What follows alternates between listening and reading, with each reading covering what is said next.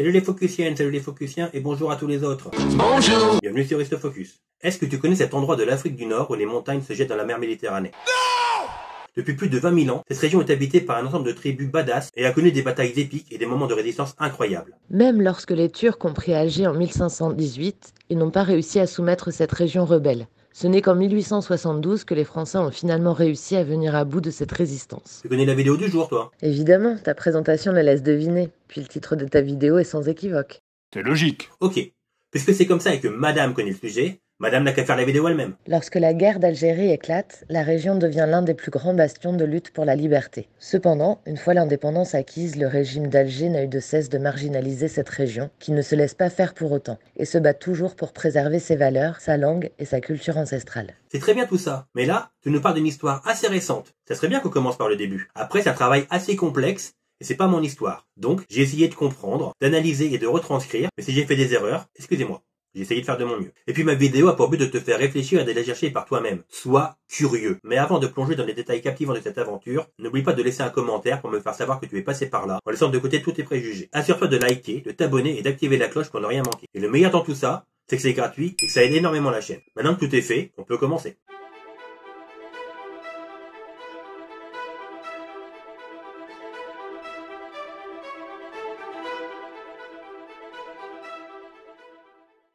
Avant de plonger dans le vif du sujet, laisse-moi te dévoiler un scoop. Des fouilles archéologiques ont mis au jour des vestiges vieux de 1,7 million d'années, juste à côté des montagnes de Kabylie. Cela signifie que des humanoïdes se la coulaient douce en Afrique du Nord depuis des temps immémoriaux. Les fouilles ont également mis au jour des traces de Cro-Magnon africains, il y a environ 15 000, 11 000 ans, dans les terres montagneuses de la petite Kabylie. J'adore quand les périodes sont précises comme ça.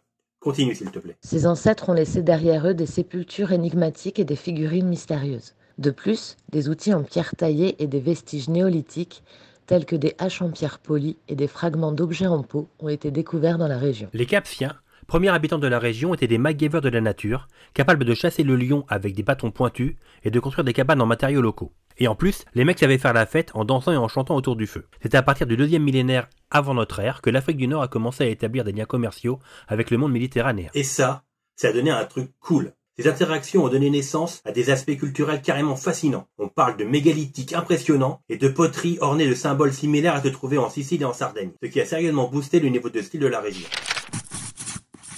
À cette époque, la Kabylie était habitée par différents peuples berbères, qui formaient de petites communautés agricoles et pastorales vivant de l'agriculture, de l'élevage et du commerce avec d'autres peuples de la région méditerranéenne. C'est vrai, la Kabylie c'est cette région super montagneuse dans le nord de l'Algérie où les berbères faisaient leur vie. Ils étaient éparpillés un peu partout avec leur bétail. Chaque tribu avait sa propre vibe avec ses propres règles et ses propres coutumes. Ils avaient leur chef de clan qui gérait les affaires internes lors de ces rassemblements tribaux. C'était comme une grande réunion de famille mais en mode berbère antique. Et parfois plusieurs tribus se disaient « Pourquoi on fait pas équipe ?»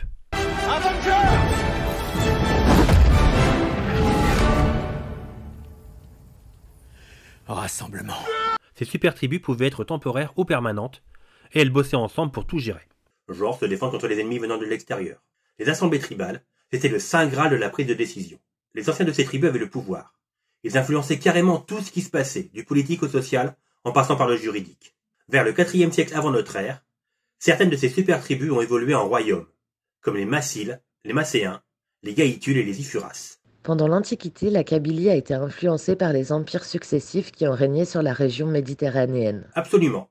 Les empires phéniciens, carthaginois et romains ont carrément influencé les peuples kabyles.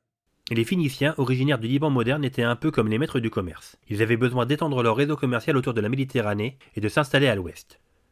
Vers moins 1250, ils ont commencé à discuter avec les tribus présentes pour s'installer dans le coin et ont commencé à implanter leurs petits comptoirs commerciaux le long de la côte nord de l'Afrique, même en Kabylie. Ils ont échangé des trucs super précieux, comme du bois, des métaux précieux et des objets artisanaux avec les locaux, laissant une grosse empreinte dans la région. Mais le vrai tournant, c'est l'histoire de la princesse Elissa. Elle se disputait le pouvoir à Tyr avec son frère Pygmalion, mais ça a mal tourné après l'assassinat de son mari. Du coup, elle a pris la poudre d'escampette et a fondé Carthage, qui veut dire nouvelle ville en vénitien, en moins 814. Les Carthaginois ont étendu leur influence sur presque tout le nord de l'Afrique, y compris la Kabylie. Ils ont fait des échanges commerciaux avec les Berbères et leur ont apporté des nouvelles techniques pour l'agriculture et l'artisanat. Ils ont boosté le développement de la région, qui est devenue the place to be à l'époque.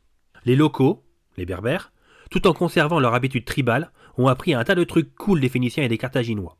Alors que les Berbères se brassaient principalement entre eux, L'arrivée des Phéniciens et des Carthaginois a ajouté une nouvelle dimension ethnique à l'équation. Pour faire du commerce, ils ont créé des points de vente commerciaux tous les 30 à 40 km le long des côtes du Maghreb. Et ça, ce n'était que le début. Ces gars-là ont joué les navigateurs à fond, faisant des va-et-vient le long des côtes méditerranéennes. Ils ont même traversé le détroit de Gibraltar pour explorer la côte atlantique du Maroc actuel, à Mogador. En plus de faire des affaires, ces comptoirs commerciaux étaient des lieux où les cultures se mélangeaient, où les gens se parlaient, échangeaient et développaient des liens entre les différentes civilisations qui passaient par là. Ils ont également contribué à la naissance des grandes villes d'aujourd'hui. Les Phéniciens, contrairement à d'autres peuples de l'Antiquité, étaient plus dans le commerce que dans la guerre. Ils ont montré aux locaux comment faire du troc, ils ont même mis en place un système de monnaie, ce qui était super pratique pour tout le monde. Les Romains ont profité de tout ce réseau commercial quand ils ont pris l'Afrique du Nord. Oui, les mêmes Romains avec leurs petites jupettes en lamelles et leurs casques en métal. Mais j'ai toujours dit que je supportais pas les jupes. Mais c'est l'uniforme réglementaire, j'y suis pour rien. Ah non, bah ça impressionne, hein, Ouais. ça impressionne. Ah non, les Ostrogoths, quand ils vous voient arriver, vous leur collez les miquettes, non Hey, hein Centurion Caius Camillus. Ils ont commencé à commercer des trucs comme le vin et l'huile d'olive avec les peuples locaux, qui ont partagé leur savoir-faire en matière de tissage et d'artisanat. Et tout ce petit monde vivait plus ou moins amicalement, jusqu'à un incident qui a tout fait dérailler. À l'époque, Rome est en plein essor, elle veut étendre son empire et conquérir de nouvelles terres. Elle a jeté son dévolu sur la Sicile, mais Carthage, devenue une surpuissance commerciale, a aussi des intérêts en Sicile. Voulant tous les deux contrôler la place et comprenant que la diplomatie ne suffirait pas, la première guerre punique est déclarée en moins 264. Et ils se sont battus sur terre et sur mer pendant 23 ans. Rome était déterminée à détrôner Carthage et a carrément transformé sa marine pour rivaliser avec les Carthaginois. Et Rome a gagné.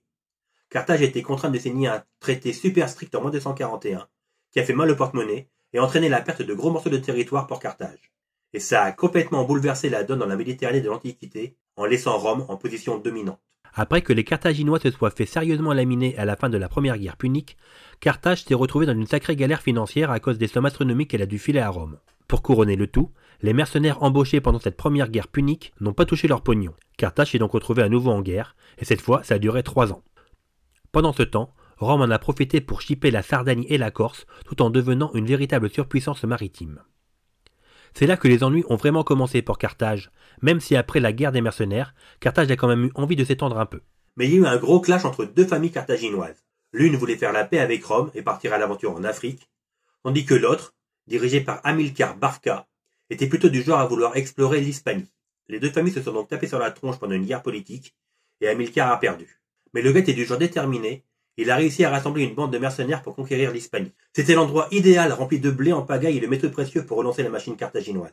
Après avoir débarqué en Hispanie, les Carthaginois d'Hamilcar ont commencé à conquérir les territoires, bien que le Sénat carthaginois n'ait pas vraiment été emballé par cette aventure. Entre moins 237 et moins 229, l'armée carthaginoise a mis la main sur divers coins et s'est assurée de les garder sous contrôle. Mais en moins 229, Hamilcar meurt au combat, et c'est son gendre, Hadrusbal le Beau, qui a pris les rênes de l'armée. Il a continué à étendre les territoires et a même fondé une ville, Carthago Nova, l'actuelle Carthagène. En moins 226, Rome et Hadrusbal ont signé un traité qui partageait la péninsule ibérique en deux zones d'influence. L'Èbre en était la frontière, et les deux superpuissances se sont interdits de foutre le pied dans le territoire de l'autre sous peine de déclarer la guerre. En moins 221, Hadrusbal s'est fait désinguer par un esclave gaulois dont il avait zigouillé le maître. C'est alors son beau-frère, Hannibal, qui a pris la relève. Et Hannibal avait une dent sacrément acérée contre Rome.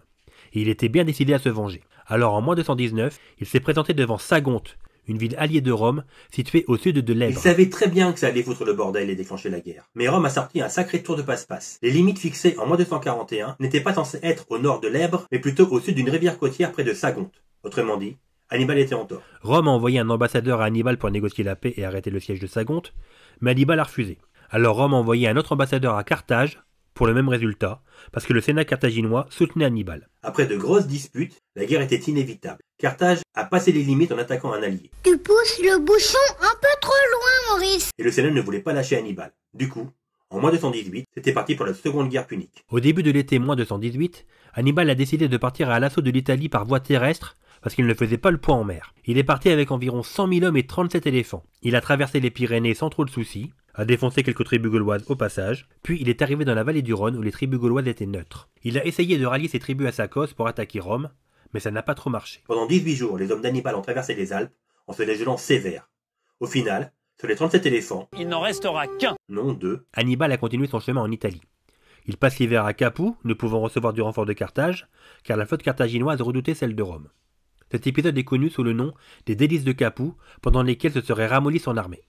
En moins 206, Scipion l'Africain a signé des accords avec les Numides, un royaume voisin du nord de l'Afrique, et a commencé à botter les fesses des tribus carthaginoises. Les Romains se sont carrément rebiffés. Carthage s'est retrouvé coincé et a dû négocier avec Scipion. Elle a plié sous la pression, mais ça n'a pas duré. Un bateau de ravitaillement romain s'est fait intercepter, et ça a relancé la guerre. Après 2 méga-guerres épiques, Carthage a pris cher. Elle a dû filer l'Espagne, les Baléares, et même tout son matos naval à Rome, tout en devant verser une énorme caution. La Numidie est revenue à Massinissa, un chef local qui était pote avec Rome.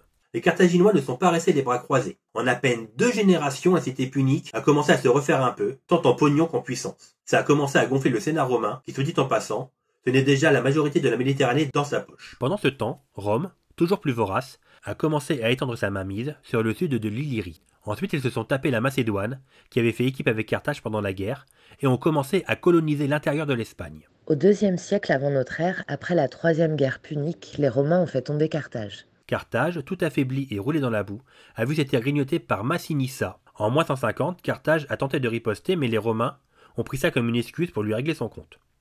Durant 3 longues années, les légions romaines entourent Carthage et tentent de pénétrer dans la capitale punique. Titre. Je sais pas pour vous, mais ce 3e épisode, je le sens bien. Titre. Cette fois-ci, Rome a pour objectif de défoncer Carthage pour qu'elle ne se relève plus. Titre. La ville s'est fait effacer en moins 646, après 3 ans de siège, par un certain Scipion Émilien, le fils adoptif du fils de l'autre, l'Africain.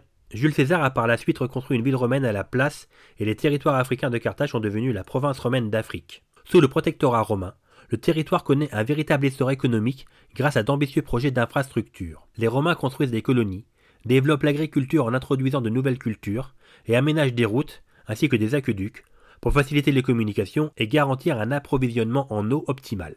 Le commerce prospère considérablement dans la région. Parallèlement, les Romains introduisent leur religion et leur culte impérial, Titre. marquant ainsi leur empreinte culturelle sur la région. Ce protectorat de l'Empire romain perdure jusqu'au 5e siècle, jusqu'au déclin de l'Empire et les troubles qui en résultent.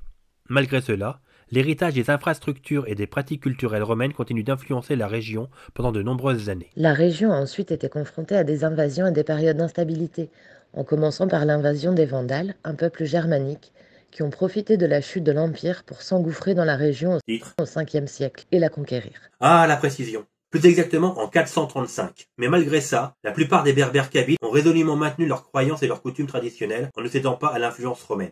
Par la suite, au 6e siècle, les Vandales qui ont profité de la chute de l'Empire romain sont chassés de la région par les Byzantins. L'un dans l'autre, titre. Ces changements de pouvoir introduisent alors le christianisme dans la Kabylie. Titre. Ces événements marquent une période importante d'évolution culturelle dans la région où les anciennes croyances traditionnelles coexistent avec les nouvelles influences religieuses chrétiennes. La Kabylie continue d'être un lieu de diversité culturelle et de richesse historique. En 533, Tiens, une date précise, qu'est-ce qui t'arrive? sous la direction du légendaire général Bélisaire, les Byzantins ont remporté une victoire décisive contre le roi vandale Gémillier, mettant ainsi fin à la domination vandale en Afrique du Nord.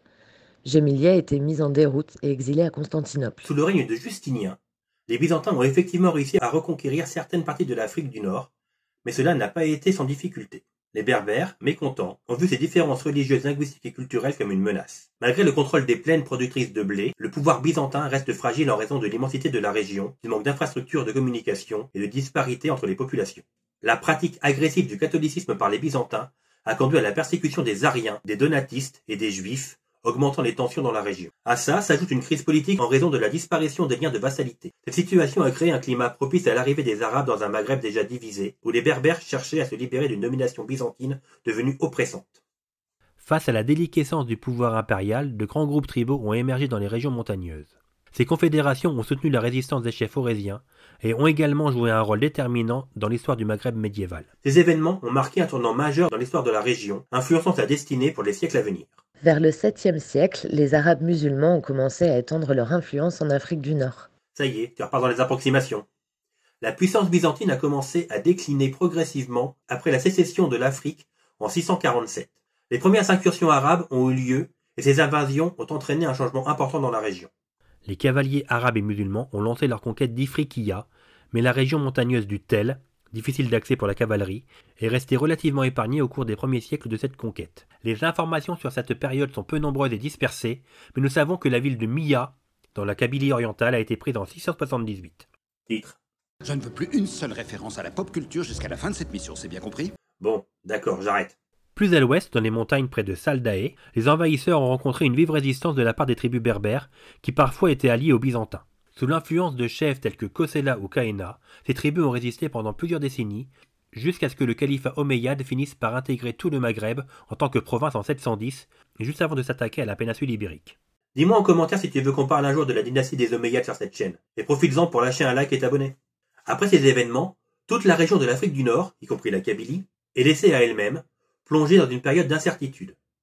Cette période est marquée par des bouleversements culturels, religieux et politiques, alors que les populations locales ont dû faire face à de nouvelles réalités et à l'émergence d'un nouveau pouvoir. Mais l'histoire de cette période reste encore à être découverte et étudiée en profondeur. No, God! Et de nombreux aspects de la vie dans cette région à cette époque demeurent inconnus. Le pouvoir des conquérants s'est principalement exercé sur des populations citadines dans un premier temps, mais l'islam a rapidement progressé. De nombreux non-musulmans se sont convertis, possiblement pour échapper à l'inégalité juridique et fiscale qui touchait les non-musulmans. Il est également possible que des considérations sociales similaires à celles qui avaient influencé l'adhésion au donatisme par le passé aient joué un rôle dans ces conversions. En 740, c'est le début d'une grosse révolte en Afrique du Nord contre les politiques fiscales et la traite des esclaves imposées par le califat de Damas. Les tribus locales se rebellent et les courageuses armées berbères se lèvent avec fougue, déferlant de l'Atlas marocain jusqu'à la Libye, et elles foutent une sacrée claque aux troupes du calife sunnite. Les Arabes se font mettre en pause pendant un long moment. Cette révolte berbère, c'est carrément un moment historique de ouf dans la région. Les gens du coin en ont eu marre d'être opprimés, et ils ont montré qu'ils ne se laissaient pas faire. Ça a tout changé dans le coin. Les pouvoirs ont été chamboulés, et tout le paysage ethnique et religieux a pris un sacré coup de jeune. L'Afrique du Nord a vécu une page d'histoire super passionnante et remplie d'énergie grâce à ces berbères téméraires. Dans cette zone un peu chaotique et devenue l'Afrique du Nord, débarque une famille qui descend directement du prophète, les Idrissides. Après avoir été battus dans des conflits de l'Orient, ils ont trouvé refuge dans cette région. En Algérie, on a vu émerger la première entité politique sous forme de l'émirat de Taher, dans l'ouest de l'actuelle Algérie. C'était en 762. Elle est créée par un hérétique de l'islam, un certain Rostum, qui était un kharidjite persan. Les Kharadjites sont des adeptes d'une branche de l'islam qui est apparue très tôt après la mort du prophète Mahomet, Mohamed ou Muhammad. Mais comme je suis ni musulman ni d'origine arabe, je le prononçais à la française, donc Mahomet. Parce que c'est ma chaîne et que je fais aussi un peu ce que je veux. Ces adeptes croyaient que le leader de la communauté musulmane devait être choisi en fonction de ses mérites. Ils se sont séparés des premiers califes, formant ainsi leur propre groupe. Ils ont vraiment pris racine chez les Berbères pendant près de 2 siècles, de 740 à 940. En gros, le kharadjisme, c'est une version égalitaire de l'islam, et certains chercheurs du 19e siècle ont même suggéré qu'il reflétait l'esprit berbère. Vers la fin du Xe siècle, c'est la folie en Afrique du Nord. Les Berbères prennent le pouvoir, les califats arabes en prennent un coup, et les Irides, une dynastie berbère, montent en flèche pour remplacer les Arabes fatimides en Tunisie. Pendant ce temps, dans l'ouest du Maghreb, les Berbères font leur show avec de grandes dynasties berbères du Maroc qui déchirent tout jusqu'au XVIe siècle. En Algérie aussi, les Berbères se mettent en avant, et des villes comme Tlemcen et Fès brillent de tout leur feu intellectuel. Mais les Berbères au pouvoir n'ont jamais vraiment réussi à imposer leur langue berbère comme une langue de culture de l'islam. Trop de souverains ne parlaient pas bien l'arabe, ça n'est pas passé inaperçu. À cette époque, toute la clique du pouvoir, les poètes, les secrétaires et les ministres, c'étaient des Andalous.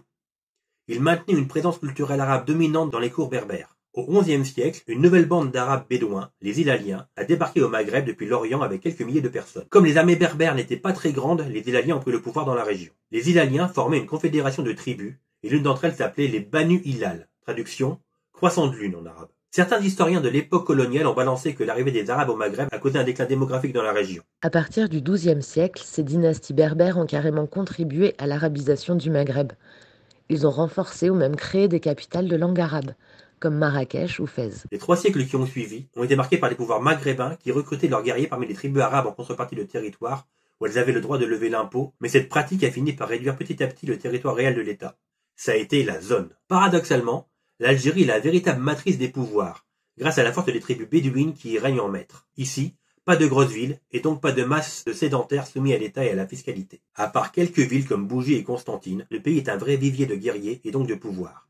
D'ailleurs, la dynastie mérinide, elle vient carrément des hauts plateaux de l'Algérie de l'Ouest. Mais attention, les dynasties berbères s'effondrent partout à la fin du XVe siècle et au début du XVIe siècle.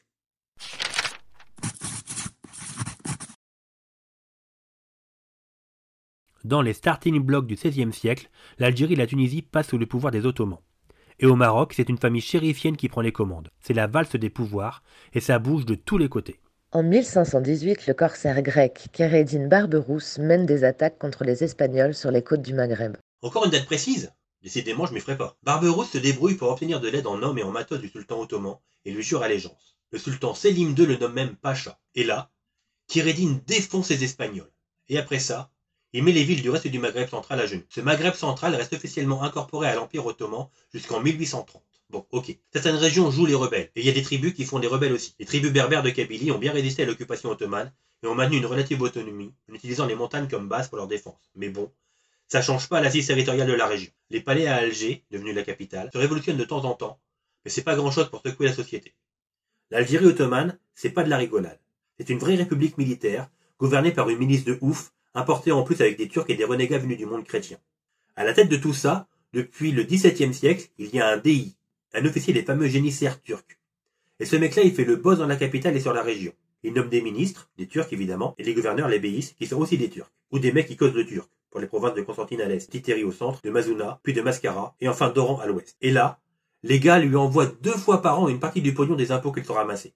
Un vrai système de gueudin. Mais là je m'égare, alors on va recentrer le truc. Barberousse tient le fort d'Alger jusqu'en 1533, et quelques-uns de ses successeurs restent aussi un bon moment au pouvoir, comme Hassan Aga, de 1534 à 1543, Hassan Pacha avec 3 périodes, de 1544 à 1551, puis de 1557 à 1561 et de 1562 à 1567, et Salah Pacha de 1552 à 1556. Pendant la période ottomane, les tribus kabyles ont souvent été en conflit avec les déis d'Alger qui gouvernaient la régence d'Alger. Ces conflits étaient généralement liés à des questions de pouvoir, de commerce ou de contrôle des ressources.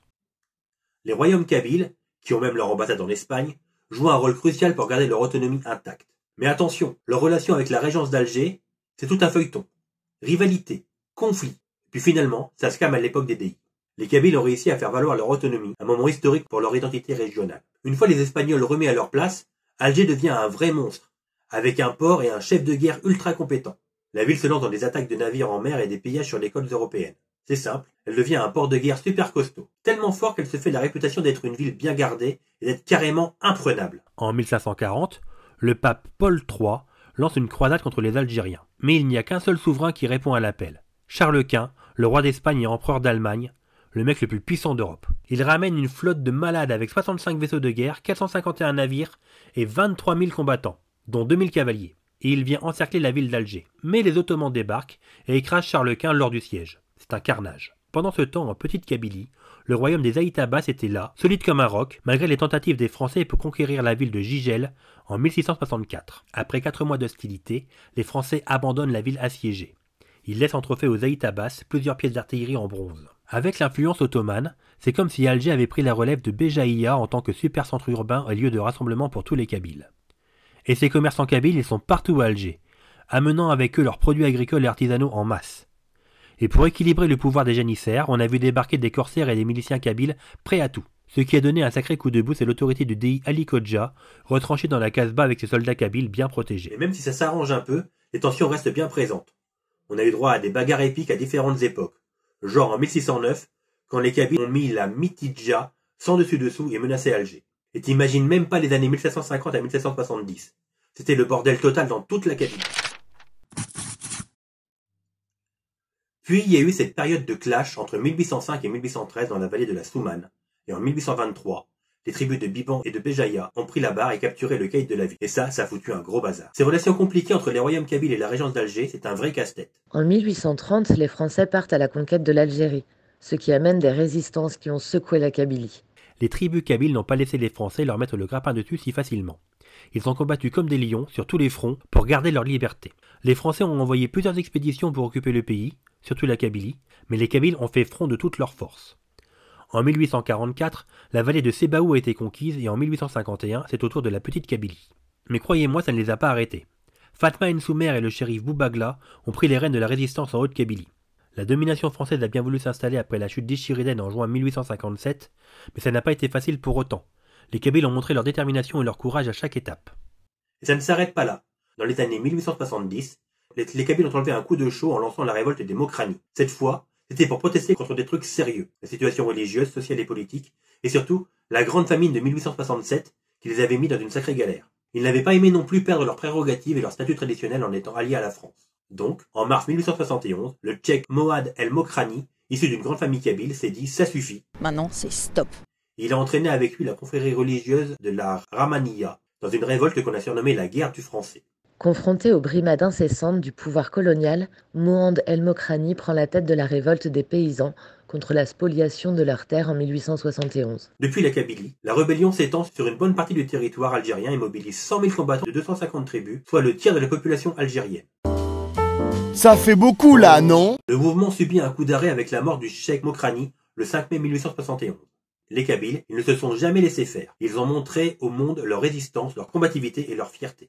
Dans les années 1890, des figures légendaires comme Areski El-Bachir et Ahmed Saïd sont devenus des bandits de renom. Mais leur mission dépasse le simple brigandage. Ils s'opposent farouchement à l'autorité coloniale, défiant le statu quo avec panache. La Kabylie, vue comme une Grèce moderne par les Français, séduit par son potentiel républicain et une apparence peu islamisée. Les missionnaires chrétiens lancent des campagnes d'évangélisation, tandis que l'enseignement en français fleurit, créant une élite laïque, brillante, fièrement influencée par l'école française. Toutefois, cette élite n'est pas la seule sur la scène.